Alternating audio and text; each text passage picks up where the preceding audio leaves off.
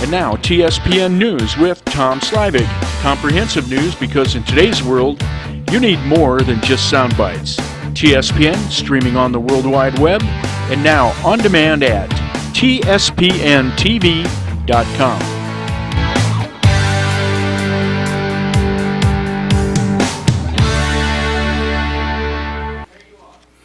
Hi everyone, Tom Slivick. Welcome to TSPN's News for today and every other Monday. We have the Supervisors pre-agenda report. Supervisor Richard Forster is with me, and we're going to get into that, but I think we'll take a break, and then we'll be right back. So stay with us right here on TSPN. You're watching Amador County's #1 news and sports leader, TSPN. Hi everyone, and welcome back. Supervisor Forster. Tom, how are you doing today? Very good. How are you doing? Did you enjoy the rain? Well, we're getting some good rain, so that's what we need. We need a lot more. I know it was good. All the trees up here in the mountains got watered really well and things like that, so that's a good thing. We didn't get that rain. I know it didn't feel fulsome up. It'll take a lot of rain for that, but it sure helped up here. Yeah, we're going to be 70 degrees again on Thursday, so that's not what we need. We need more storms to come in. Anyway, we'll pray for rain.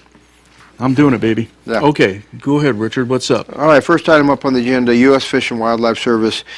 This is regarding the workshop that we requested from the U.S. Fish and Wildlife Service for the listing of the Sierra Nevada yellow-legged frog. Right. We have not got that meeting. They've been busy holding other meetings and taking care of the draft environmental impact report that was released, and finally the formal EIR. You were in that was Sonora released. last several months ago.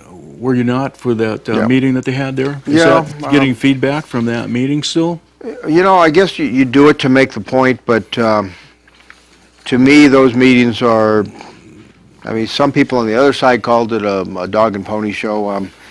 It feels like they already know what they want, the outcome, doesn't it? That's then right. They take the input, but basically, if I remember right, I don't want to put words in your mouth, but they'd say, well, we have this all figured out. Well, that's really what you're fighting, is you're fighting the people within the government, the administration, that have already made up their mind. So, and really to fight that, you know, you can have all these hearings you want and get all the input and get people yelling and screaming, and there were some good points made at that hearing. I don't want to discount that, but most of these people still have their mind made up. So, and it's ridiculous. What they have said basically is, and our consultant John Hoffman has indicated that within their own EIR, they really don't list any mitigation that you can do for this, and it's a backward situation. They're making the case for not listing the yellow-legged frog. So within this, though, realizing that there are time constraints, we are asking for a coordination meeting with U.S. Fish and Wildlife Service to talk to them one-on-one, government to government. We'll see if that will happen. It is listed as under the chairman's signature as Brian Onetto. Our chairman this year is Ted Novelli, so that will be corrected. Okay.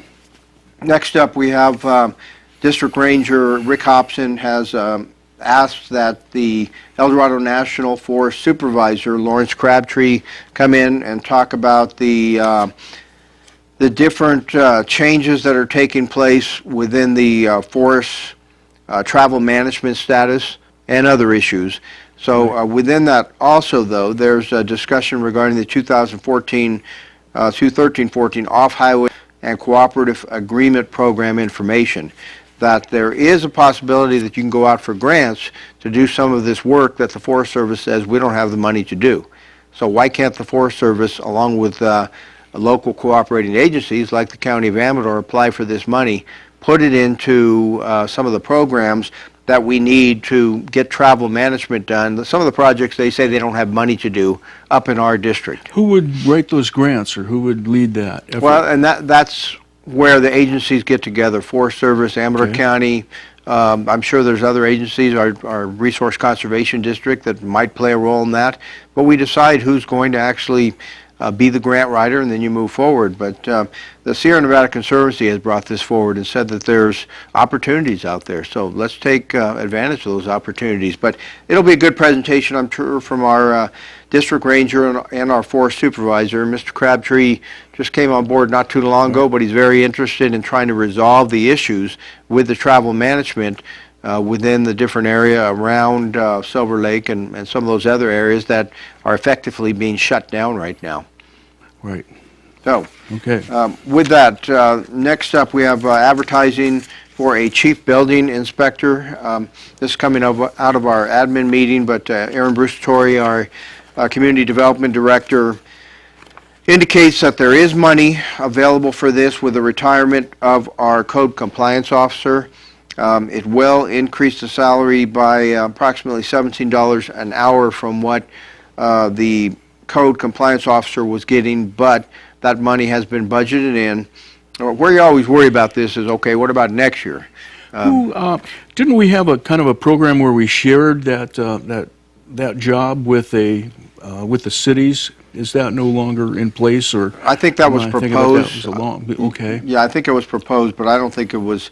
I don't think we're running with that program now. We feel, and I could be wrong on that too. I need to check with that on Tom. I don't want to say something that's untrue. So, I think with Sutter Creek, we still have that program, possibly with another city. Who is doing that? Or did someone retire that was the chief inspector? Well, no. Was Aaron Bruce-Torrey doing that? We haven't had a chief inspector for quite a while. Okay. It's basically running on its own in the department.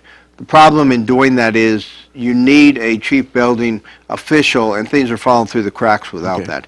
So that's why Mr. Bruce-Torrey, we brought him on board, try and be common sense, try and save money where you can. But if it's costing us money not to have this position, then we're obviously not doing the right thing. Well, not having that inspector would slow things down as well, and that's not good for the difference in this position, Tom, is that the job description will actually be changed to include certification as an access specialist and a plans examiner. Oh, okay. So you're actually asking the person to do a little bit more. Most chief building officials probably don't do a lot of plan examination. Well, this is going to be done with this official. And okay. We'll hear from Mr. Sounds like a pretty good job opening, though, to apply for. Well, You're qualified? It's one job, but as we'll hear later in the agenda, there may not be many jobs available in the future because of what the state is doing to us. So next up, we'll have revisions to our hazardous materials emergency response area plan, and this was done through a series of meetings with the county. So there'll be a resolution to adopt this hazardous materials plan response area. And all this was done through many meetings and compilation. As you can see, a very thick document here, basically going through all the areas that you would need to examine when you're going through a hazardous materials plan, and all those had to be looked at, and some amendments were made. Common sense type things. So just a lot of it is just clarification, additions of our plan, miming it with the state plans. So. Okay, and who's in charge of that? This one is Mike Israel, who's the Environmental Health Department manager there. So Mike will be presenting this. The Environmental Health Department is also the CUPA, or the Certified Unified Planning Agency.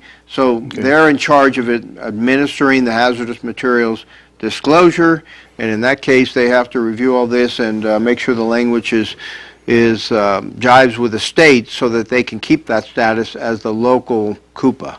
Okay, we're going to take a break, and when we come back we'll get the rest of the agenda. Stay with us right here on TSPN. You're watching Amador County's local television network, TSPN.